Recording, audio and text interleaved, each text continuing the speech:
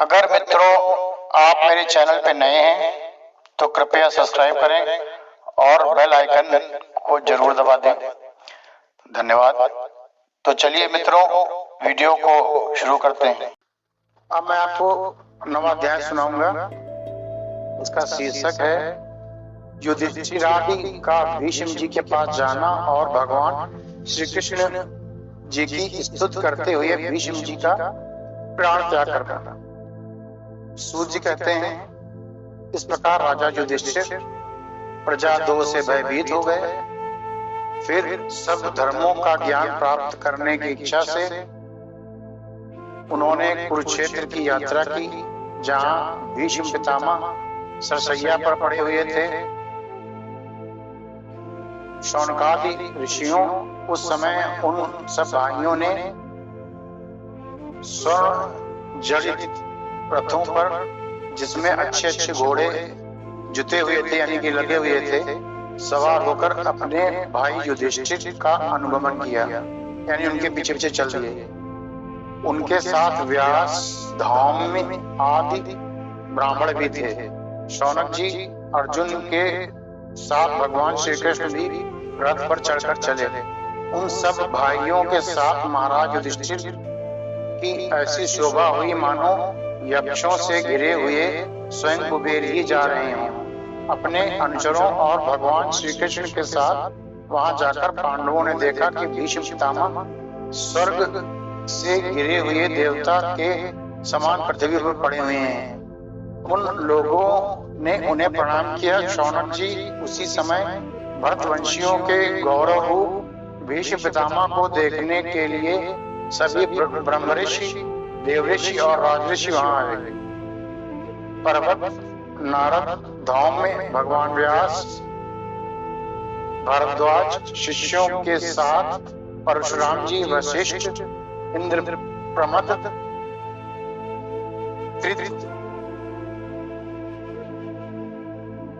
वृत्रसमद, असित, कक्षीवान, गौतम, अत्रि, विश्वामित्र, सुदर्शन और तथा और भी सुखदेव आदि शुद्ध हृदय महात्मा गण एवं शिष्यों के सहित कश्यप, अंगिरा पुत्र बृहस्पति और मुनिगण भी वहां पधारे।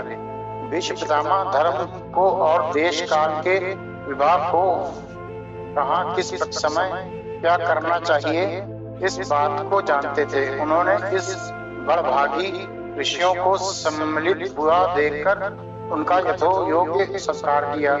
वे भगवान श्री कृष्ण का प्रभाव भी जानते थे, अतः उन्होंने उनकी लीला से मनुष्य का वेश धारण करके वहां बैठे हुए सभी जगदीश्वर के रूप में हृदय में विराजमान भगवान श्री कृष्ण की बाहर तथा भीतर दोनों जगह पूजा की। पांडव बड़े विनय और प्रेम के साथ, पांडव लोग थे जो बड़े विनय और प्रेम के साथ भीष्म पितामह के पास बैठ गए। उन्हें देखकर भीष्म पितामह की आंखें प्रेम के आंसुओं से भर गईं। उन्होंने कहा, धर्मपुत्रों, हाय हाय, यह बड़े कष्ट का अन्याय की बात है, बड़े कष्ट और अन्याय की बात है कि तुम लोगों को ब्राह्मण धर्म और भगवान के आश्रित रहने पर भी इतने कष्ट के साथ जीना पड़ा। इसके तुम कदापि योग्य नहीं थे। अत्यति पांडु की मृत्यु के समय तुम्हारी अवस्था बहुत छोटी थी। उन दिनों तुम लोग के लिए कुंती रानी को और साथ साथ तुम्हें भी बार बार बहुत से कष्ट झेलने पड़े। जिस प्रकार बादल वायु के वश में रहते हैं, वैसे ही लोकपालों के सहित सारा संसार काल भगवान के अधीन है। मैं समझता हूँ कि तुम लोगों के जीवन में ये जो अप्रिय घटनाएं घटित हुई हैं, वे सब उन्हीं की लीला है। नहीं तो जहाँ साक्षात धर्मपुत्र राजा युधिष्ठिर हों, गदाधारी भीमसेन हों और सर्वश्रेष्ठ धनुर्धारी अर्जुन रक्षा का काम कर रहे हों, गांडीवधारी धनुष हो और स्वयं भगवान श्री कृष्ण सुहृद हों, भला वहां भी विपत्ति की संभावना है, ऐसा भी हो सकता है। ये कालरूप श्री कृष्ण कब क्या करना चाहते हैं, इस बात को कभी कोई नहीं जानता। बड़े बड़े ज्ञानी भी इसे जानने की इच्छा करके मोहित हो जाते हैं। युधिष्ठिर, संसार की ये सब घटनाएं ईश्वरेच्छा के अधीन है। इसी का अनुसरण करके तुम इस अनाथ प्रजा का पालन करो, क्योंकि अब तुम ही इसके स्वामी और इसे पालन करने में समर्थ हो। ये श्री कृष्ण साक्षात भगवान है। ये सबके आदि कारण और परम पुरुष नारायण हैं। अपनी माया से लोगों को मोहित करते हुए ये यदुवंशियों में छिपकर लीला कर रहे हैं।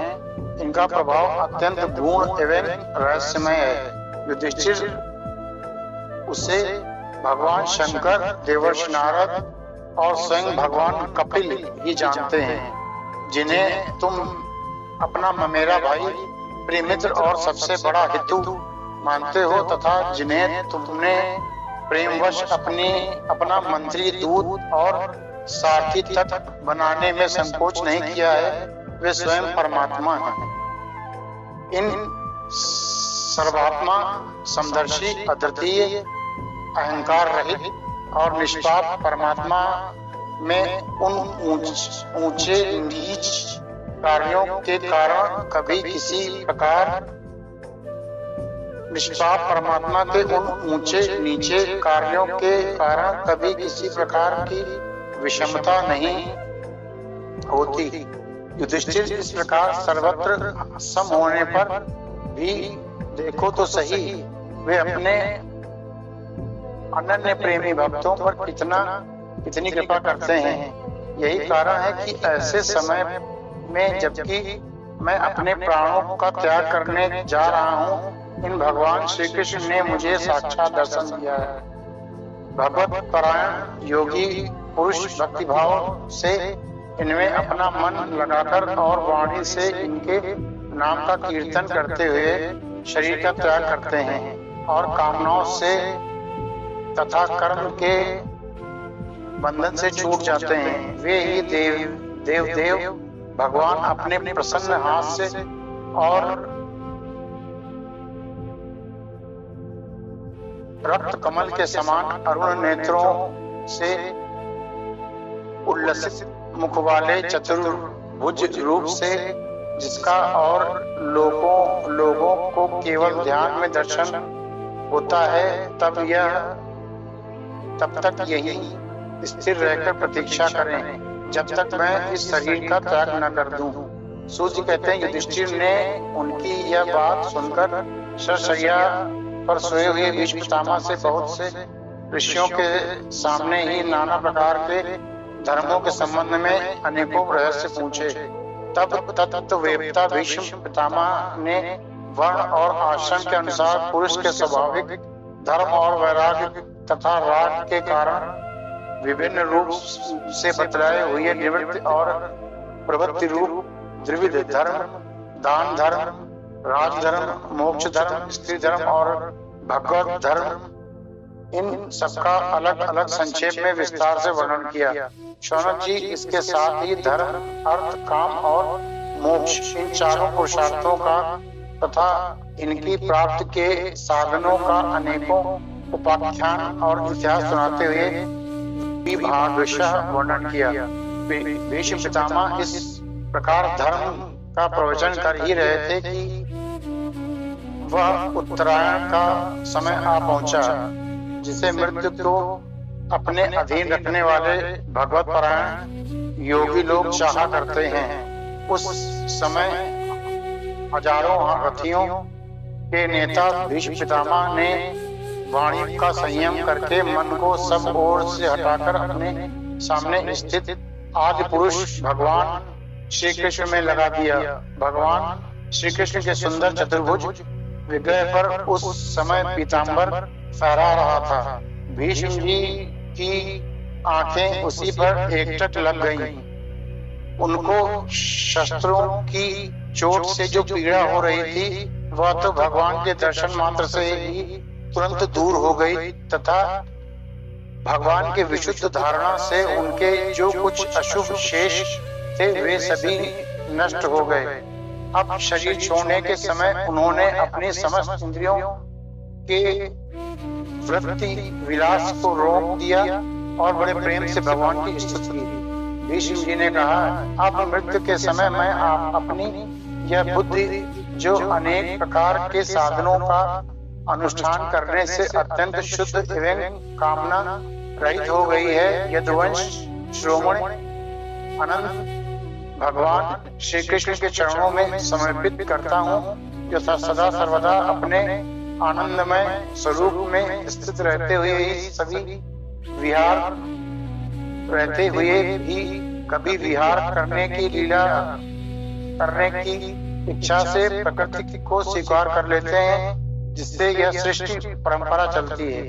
जिनकी शरीर त्रिभुवन सुंदर एवं श्याम तमाल के समान सांवला है, जिस पर सूर्य रश्मियों के समान श्रेष्ठ पीतांबर लहराता रहता है और कमल सदृश मुख पर घुंघराली अलकें लटकती रहती हैं, उन अर्जुन सखा श्री कृष्ण में मेरी निष्कपट प्रीति हो।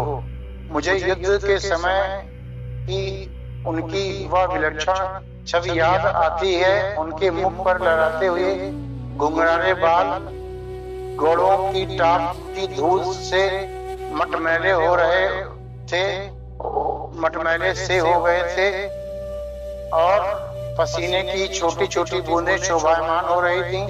मैं अपने तीखे बाणों से उनकी त्वचा को बीन रहा था। उन सुंदर कवच मंडित भगवान श्री कृष्ण के प्रति मेरा शरीर, अंतःकरण और आत्मा समर्पित हो जाए।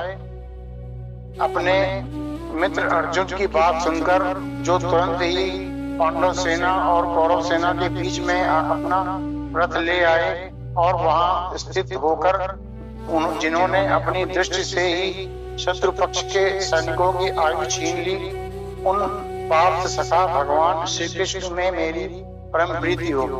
अर्जुन ने जब दूर से कौरवों की सेना के मुखिया हम लोगों को देखा, तब पाप समझकर वह अपने स्वजनों के वध से विमुख हो गया। उस समय जिन्होंने परम पवित्र गीता के रूप में आत्म विद्या का उपदेश करके उसके सामयिक अज्ञान का नाश कर दिया, उस परम पुरुष भगवान श्री कृष्ण के चरणों में मेरी प्रीति बनी रहे। मैंने प्रतिज्ञा कर ली थी कि मैं श्री कृष्ण को शस्त्र ग्रहण कराकर छोड़ूंगा। उसे सत्य एवं ऊंची करने के लिए उन्होंने अपनी शस्त्र ग्रहण करने की प्रतिज्ञा तोड़ दी। उस समय वे रथ से नीचे कूद पड़े और सिंह जैसे हाथी को मारने के लिए उस पर टूट पड़ता है, वैसे ही रथ का पहिया लेकर मुझ पर झपट पड़े। उस समय वे इतने वेग से दौड़े कि उनके कंधे से दुपट्टा गिर गया और पृथ्वी कांपने लगी। मुझे आतताई ने तीखे बाण मार कर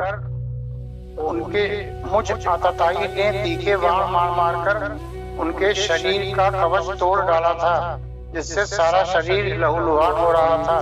अर्जुन के रोकने पर भी वे बलपूर्वक मुझे मारने के लिए मेरी ओर दौड़े आ रहे थे। वे ही भगवान श्री कृष्ण जो ऐसा करते हुए भी मेरे प्रति अनुग्रह और भक्त वत्सलता से परिपूर्ण थे। मेरी एकमात्र गति हो आश्रय हो। वो कह रहे हैं कि जब वो मुझे मारने भी आ रहे थे तभी भी मेरे प्रति भक्त वत्सलता, मतलब भक्त के भाव से भरे हुए थे। मैं उनका भक्त हूँ, तो वो मेरे प्रति करुणा में भरकर ही दौड़े थे। उनके ऊपर से वो क्रोधित जान पड़ रहे थे, लेकिन वो करुणावश भी मेरी तरफ मुझे मारने के लिए आ रहे थे। मेरी एकमात्र गति हो आश्रय हो। अर्जुन के रथ की रक्षा में सावधान जिन श्री कृष्ण के बाएं हाथ में घोड़ों की रास थी यानी कि लगाम थी और दाहिने हाथ में चाबुक। इन दोनों की शोभा से उस समय जिनकी अपूर्व छवि बन गई थी तथा महाभारत युद्ध में मरने वाले वीर जिनकी इस छवि को दर्शन करते रहने के कारण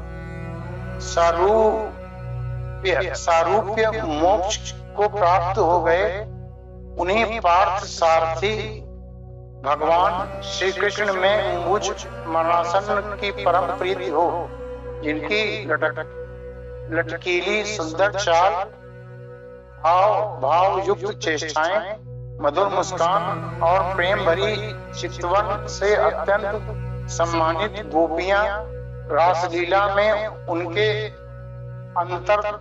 अंतर्धान हो जाने पर प्रेमोन्माद से मतवाली होकर जिनकी लीलाओं का अनुकरण करके तन्मय हो गई थी, उन्हीं भगवान श्री कृष्ण में मेरा परम प्रेम हो।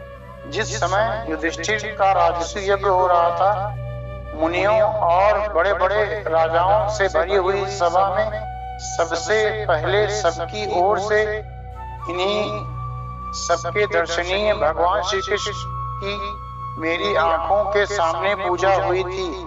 वे ही सबके आत्मा प्रभु आज इस मृत्यु के समय मेरे सामने खड़े हैं। जैसे एक ही सूर्य अनेक आंखों से अनेक रूपों में दिखते हैं, वैसे ही अजन्मा भगवान श्री कृष्ण अपने ही द्वारा रचित अनेक शरीरधारियों के हृदय में अनेक रूप से जान पड़ते हैं। वास्तव में तो ये एक और सबके हृदय में विराजमान हैं ही।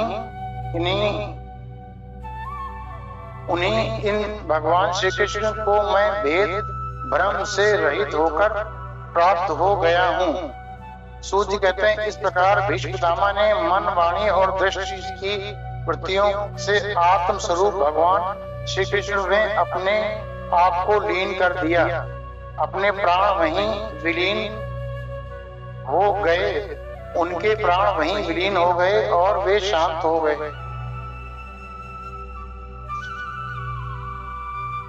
उन्हें अनंत ब्रह्म में लीन जानकर सब लोग वैसे ही चुप हो गए जैसे दिन के बीत जाने पर पक्षियों का कलरव शांत हो जाता है। उस समय देवता और मनुष्य नगाड़े बजाने लगे। साधु स्वभाव के राजा उनकी प्रशंसा करने लगे और आकाश से पुष्पों की वर्षा होने लगी। शौनक जी युधिष्ठिर ने उनके मृत शरीर की अंत्येष्टि क्रिया कराई और कुछ समय के लिए वे शोक मग्न हो गए। उस समय मुनियों ने बड़े आनंद से भगवान श्री कृष्ण की उनकी रहस्यमय नाम ले लेकर स्तुति की। इसके पश्चात अपने हृदयों को श्री कृष्णमय बनाकर वे अपने अपने आश्रमों को लौट गए। तदंतर भगवान श्री कृष्ण के साथ युधिष्ठिर हस्तिनापुर चले आए और उन्होंने वहां अपने चाचा धृतराष्ट्र और तपस्विनी गांधारी को ढांढस बनाया। फिर धृतराष्ट्र की आज्ञा और भगवान श्री कृष्ण की अनुमति से समर्थ राजा युधिष्ठिर अपने वंश परंपरागत साम्राज्य का धर्म पूर्वक शासन करने लगे। यहाँ पे नवा अध्याय समाप्त हो रहा है। मैं आप लोगों के भीतर बैठे हुए उस परमात्मा भगवान श्री कृष्ण को नमस्कार करता हूँ, प्रणाम करता हूँ। धन्यवाद।